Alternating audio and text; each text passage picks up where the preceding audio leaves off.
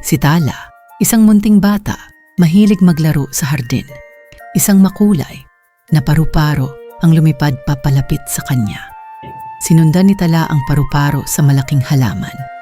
Tweet, bati ng isang ibon na nakangiti sa sanga. Naglakas loob si Tala. Gusto niyang tuklasin pa ang bundok. Naglakad sila ni Ibon, maliliit na hakbang patungo sa burol. Nakita nila ang maliit na ilog na kumikinang sa sikat ng araw. Masayang tumawid si Tala at Ibon, punong-puno ng pagtataka. Narating nila ang lupain ng mga bulaklak. Ang ganda. Ligtas na nakauwi si Tala, pagod ngunit masaya sa kanyang paglalakbay.